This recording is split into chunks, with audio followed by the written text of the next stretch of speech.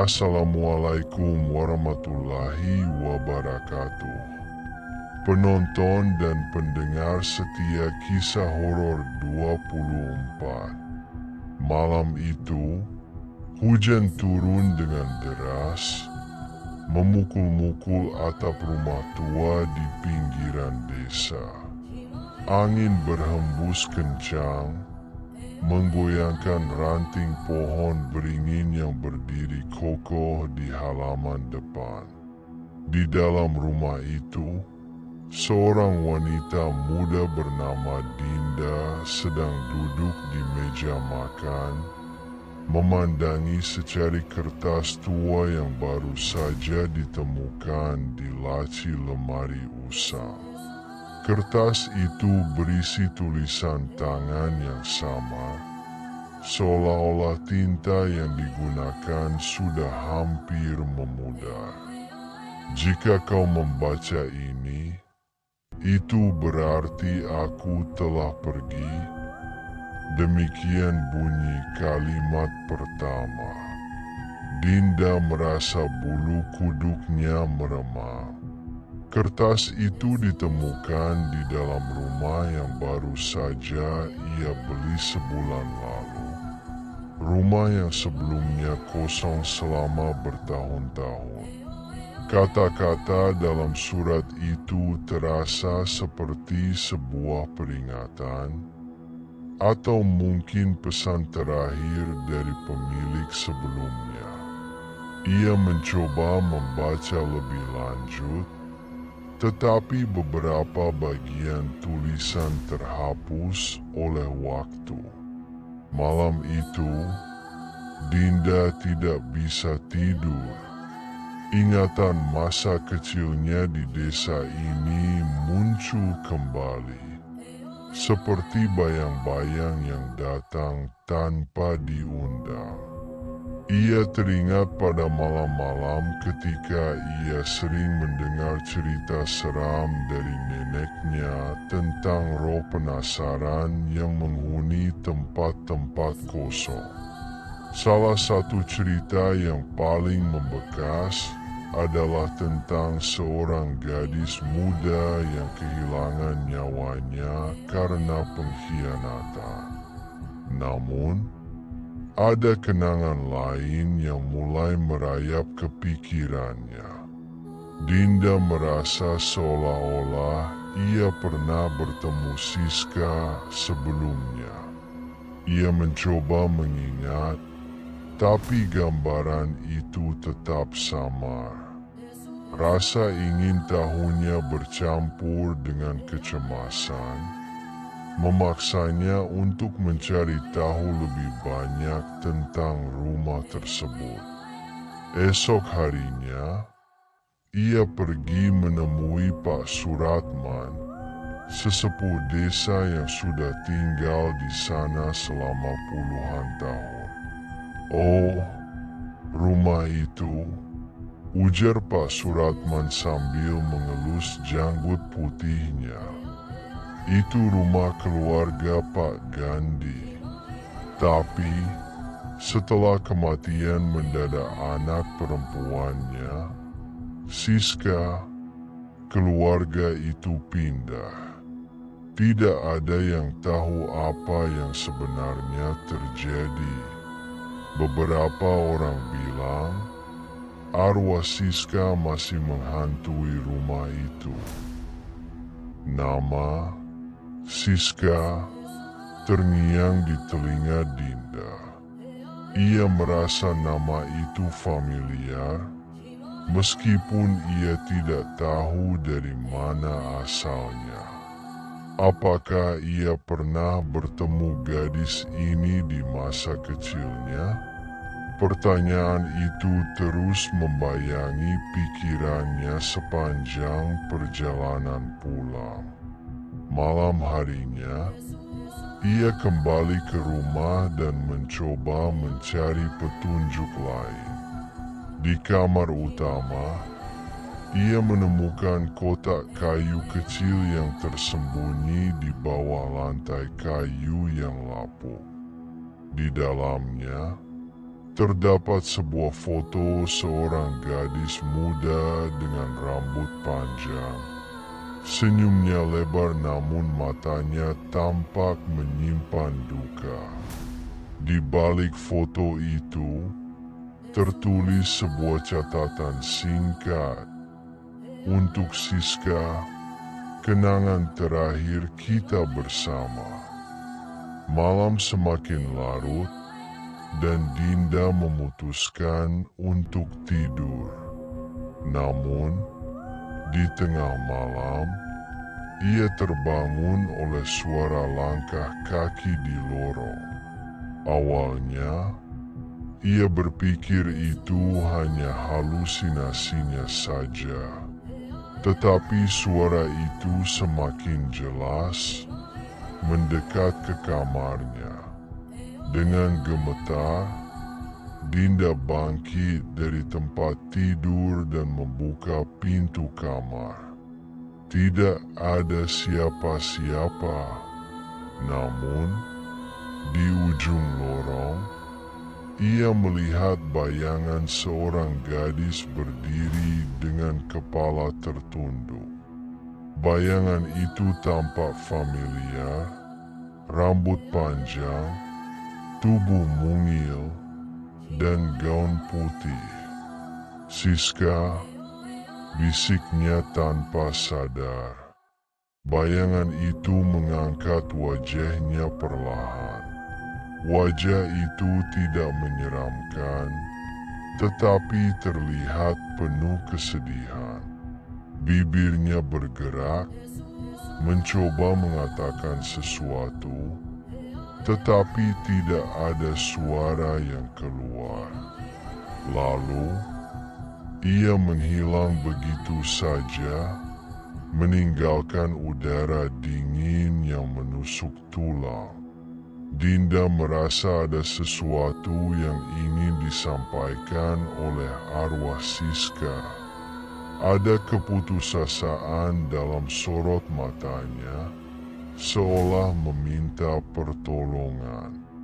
Esok harinya, Dinda membawa surat tua itu ke seorang temannya, Arif, yang ahli dalam membaca dokumen kuno.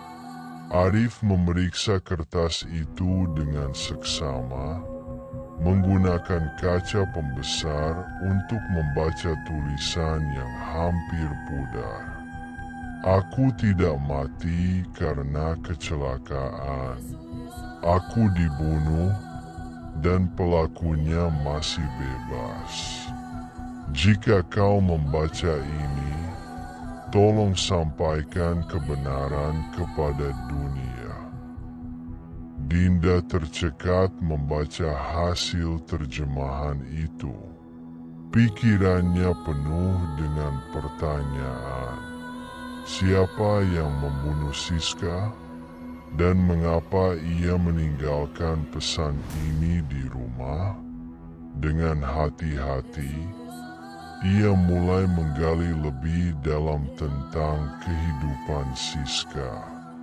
Perlahan, ia menemukan bahwa Siska memiliki seorang kekasih bernama Arman, seorang pemuda yang bekerja sebagai buruh di perkebunan milik keluarga Gandhi. Hubungan mereka dirahasiakan karena perbedaan status sosial. Namun, fakta lain terungkap. Keluarga Siska terlibat dalam perselisihan tanah dengan beberapa warga desa. Banyak orang yang merasa dirugikan oleh keputusan keluarga itu. Salah satu dari mereka adalah Arman. Motif dendam mulai terlihat jelas. Saat menyelidiki lebih jauh, Dinda mendapati sesuatu yang mengejutkan. Di dalam salah satu kotak tua di rumah, ia menemukan foto masa kecilnya bersama seorang gadis kecil yang mirip dengan Siska. Ternyata, Mereka pernah berteman saat Dinda tinggal sebentar di desa ini bersama neneknya. Kenangan itu mulai kembali. Siska adalah teman yang selalu melindunginya dari anak-anak nakal di desa. Suatu hari, saat Dinda hampir tenggelam di sungai, Siskalah yang menyelamatkannya. Kini, semua terasa masuk akal. Siska tidak hanya meminta bantuannya untuk mengungkap kebenaran, tetapi juga mempercayainya karena ikatan mereka di masa lalu. Selama penyelidikan, Dinda mulai menerima ancaman dari orang-orang tak dikenal. Telepon-telepon misterius, pesan bernada mengancam, hingga vandalisme di rumahnya membuatnya hampir menyerah. Namun, ia teringat senyuman Siska di mimpinya dan keberanian yang pernah ditunjukkan gadis itu. Dengan bantuan Arif dan seorang wartawan lokal, Dinda berhasil mengungkap jaringan korupsi besar di balik pembunuhan Siska. Pejabat desa yang disebutkan Arman adalah dalang utamanya. Ia menggunakan kekuasaannya untuk menutupi pembunuhan itu demi melindungi kepentingan pribadinya. Dinda kembali menemui Arman, mencoba memahami alasan di balik tindakannya. Arman mengaku menyesal, dan dengan air mata ia memutuskan untuk memberikan kesaksian yang akan menjatuhkan pejabat tersebut. Arman, meskipun terlambat, akhirnya memilih jalan benar. Setelah kasus ini, desa mulai gempar. Pejabat desa yang selama ini dihormati ternyata memiliki rahasia gelap yang disembunyikan rapat-rapat. Namun, dampak dari pengungkapan ini tidak hanya dirasakan oleh mereka yang bersalah. Beberapa warga desa yang dulu takut berbicara kini mulai bersuara, mengungkapkan ketidakadilan yang selama ini mereka alami. Dinda, meskipun lega kebenaran mulai terungkap, merasakan tekanan yang luar biasa. Setiap malam, ia bermimpi tentang Siska, tetapi kali ini mimpinya berubah. Siska tidak lagi terlihat sedih, tetapi memperlihatkan senyuman yang menguatkan hati Dinda. Dalam salah satu mimpinya, Siska berkata, "Kamu adalah alasan aku bisa pergi dengan tenang. Tapi perjuanganmu belum selesai."